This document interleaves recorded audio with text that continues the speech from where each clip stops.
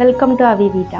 இன்னைக்கு எவ்வளோ பேர் இன்வெஸ்ட்மெண்ட் பண்ணுறாங்க மியூச்சுவல் ஃபண்ட்ஸில். ஆனால் எப்போ எக்ஸிட் ஆகிறதுன்னு டைம் அவங்களுக்கு தெரியாது. அது வந்து ரொம்ப கன்ஃபியூஷனாக இருக்கும். ஸோ ப்ராப்பரான டைமில் எக்ஸிட் ஆகிறது எப்படின்னு இந்த வீடியோவில் நம்ம வந்து ஃபுல்லாக பார்க்கலாம். நம்ம இன்வெஸ்ட்மெண்ட் பண்ணுறதுக்கு முன்னாடி ஒரு கரெக்டான ஃபண்டை சூஸ் பண்ணி அதில் இன்வெஸ்ட் பண்ணிட்டா நம்மளுக்கு எந்த ப்ராப்ளமும் கிடையாது. நீங்கள் எக்ஸிட் ஆகிறது உங்களுக்கு ரொம்ப ஈஸியாகிடும். அதே மாதிரி ஒரு மியூச்சுவல் ஃபண்டுக்கு இன்வெஸ்ட்மெண்ட் பண்ணுறதுக்கு கண்டிப்பாக ஒரு கோல் இருக்கணும். Like education, retirement, marriage or short term goals.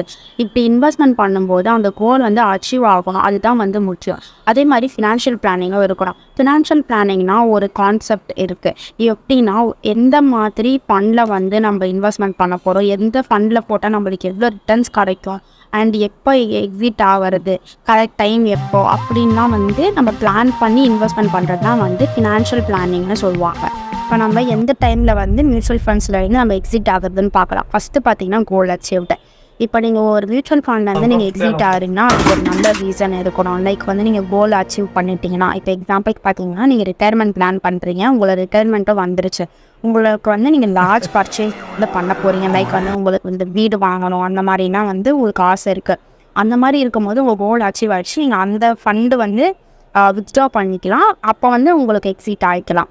இது பார்த்தீங்கன்னா ஃபண்ட் பர்ஃபார்மன்ஸ். இப்போ நீங்கள் இன்வெஸ்ட்மெண்ட் பண்ணிட்டு வந்துட்டுருக்க உங்களோட ஃபண்டு வந்து நல்லா பர்ஃபார்ம் ஆகலை அப்படின்னு இருக்கும்போது நீங்கள் உடனே வந்து உங்களோட அமௌண்ட்டை வந்து நீங்கள் வித்ட்ரா பண்ணிக்கூடாது. நீங்கள் வந்து அட்லீஸ்ட் 3 to 5 years வரைக்கும் அந்த ஃபண்டோட அவுட் பர்ஃபார்மன்ஸ் எப்படி இருக்குது ரிவ்யூ பண்ணிவிட்டு அதுக்கப்புறமா நீங்கள் கன்சிடர் பண்ணி நீங்கள் வந்து எக்ஸிட் ஆகிக்கலாம். இப்போ பார்த்தீங்கன்னா பெட்டர் இன்வெஸ்ட்மெண்ட் ஆப்பர்ச்சுனிட்டி. இப்போ மார்க்கெட்டில் வந்து பெட்டராக பர்ஃபார்ம் ஆகிற ஒரு ஃபண்ட் வந்து இருக்குது.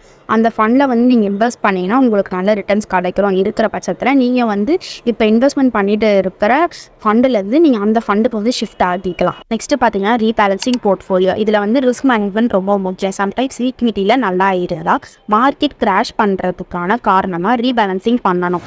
ஏதோ பொசிஷன் நல்லா இருக்கும்போது அந்த பாண்ட் ஃபண்டுக்கு ட்ரான்ஸ்ஃபர் பண்ணி ரீபேலன்சிங் மெயின்டைன் பண்ண வேண்டியதாக இருக்கு.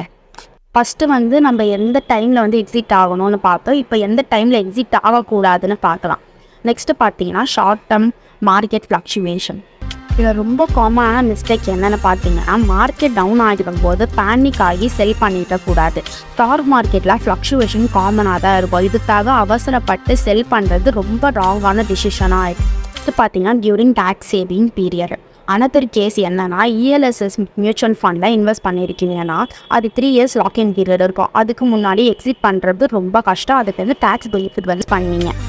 நெக்ஸ்ட்டு பார்த்தீங்கன்னா எக்ஸிட் அவுட். சம்டைம்ஸ் வந்து எக்ஸிட் பண்ணுறதுக்கு ஃபீஸ் ஆர் பெனால்ட்டி வந்து இருக்கும். அதுலேருந்து வந்து உங்களுக்கு பெனால்ட்டி பிடிப்பாங்க. லைக் வந்து நீங்கள் மியூச்சுவல் ஃபண்ட்ஸில் வந்து 1 yearக்கு முன்னாடியே நீங்கள் எக்ஸிட் ஆகுறீங்க அப்படின்னு இருக்கும்போது உங்களுக்கு some percentage ஆஃப் பெனால்ட்டி வந்து எடுத்துப்பாங்க. இந்த மாதிரி வந்து ஆகாமல் இருக்கிறதுக்கு நீங்கள் கண்டிப்பாக செக் பண்ணி எக்ஸிட் பண்ணுறது பெட்டராக இருக்கும். எக்ஸிட் ஆகிறதுக்கு முன்னாடி நீங்கள் கன்சிடர் பண்ண வேண்டிய சில விஷயங்கள் என்னென்னு பார்க்கலாம். ஃபஸ்ட்டு பார்த்தீங்கன்னா டேக்ஸ் இம்ப்ளிகேஷன். ஃபண்டு வித்ட்ரா பண்ணும்போது டேக்ஸ் பே பண்ண வேண்டியது இருக்கா நீங்கள் வந்து பார்த்துக்கணும். எஸ்பெஷலி வந்து long term short term capital கெயின்ஸில் வந்து டேக்ஸ் டிஃப்ரென்ஸ் இருக்கும். அதை ப்ராப்பராக வந்து கேல்குலேட் பண்ணி டேக்ஸ் பர்டன் மினிமைஸ் பண்ணி நீங்கள் பண்ண வேண்டியதாக இருக்கும். நெக்ஸ்ட்டு பார்த்தீங்கன்னா ஃபினான்ஷியல் கோல்ஸ். சம்டைம்ஸ் வந்து கோல் சேஞ்ச் ஆகிட்டே இருக்கும். இப்போ நியூ கோல்ஸ் இருக்குன்னா அதோட காம்படேட்டபிள் மியூச்சுவல் ஃபண்டை வந்து சாய்ஸாக எடுத்து நீங்கள் இன்வெஸ்ட்மெண்ட் பண்ணிட்டு வந்துட்டு இருக்கணும். எக்ஸிஸ்டிங் ஒன்னை வந்து நீங்கள் எக்ஸிட் பண்ணிடணும். வந்து எந்த மாதிரி வந்து நம்ம எக்ஸிட் ஆகலாம் அப்படின்னு வந்து பார்க்கலாம். ஃபஸ்ட்டு பார்த்தீங்கன்னா டைரக்ட் ஆர் த்ரூ புரோக்கர்ஸ். இதில் வந்து ஃபண்ட் பிளாட்ஃபார்மில் லாகின் பண்ணி நீங்கள் எக்ஸிட் இன்ஸ்ட்ரக்ஷன் கொடுக்கலாம். ஆர் வந்து நீங்கள் புரோக்கர் இல்லைனா ஆப்ஸில் வந்து நீங்கள் ஜஸ்ட் கிளிக் பண்ணி உங்களோட அமௌண்ட்டை வந்து நீங்கள் வித்ட்ரா பண்ணி எக்ஸிட் பண்ணிக்க முடியும்.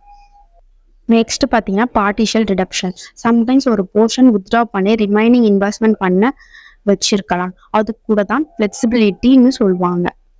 நெக்ஸ்ட்டு பார்த்தீங்கன்னா பேப்பர் ஒர்க். நீங்கள் ஆஃப்லைனில் இன்வெஸ்ட்மெண்ட் பண்ணியிருந்தீங்கன்னா உங்களுக்கு ப்ராப்பராக பேப்பர் ஒர்க் ஃபில் பண்ணி நீங்கள் பேங்க்கில் சப்மிட் பண்ணி எக்ஸிட் பண்ண வேண்டியதாக இருக்கும். இதுக்கு வந்து உங்களுக்கு கொஞ்ச நாள் டைம் எடுக்கும். இது வந்து உங்களுக்கு எப்படி வந்து எக்ஸிட் ஆகிறதுன்னு புரிஞ்சிருக்கோம் நான் நம்புகிறேன். கேஸ் உங்களுக்கு மியூச்சுவல் ஃபண்டில் இன்வெஸ்ட் பண்ணுறதை பற்றி ஏதாச்சும் டவுட்ஸ் இருந்துச்சுன்னா ஸ்க்ரீனில் தெரியிற நம்பருக்கு காண்டாக்ட் பண்ணுங்கள். இப்போ தான் எங்களோட சேனல் நீங்கள் ஃபஸ்ட் டைம் பார்க்குறீங்கன்னா மறக்காமல் சப்ஸ்கிரைப் பண்ணிவிடுங்க.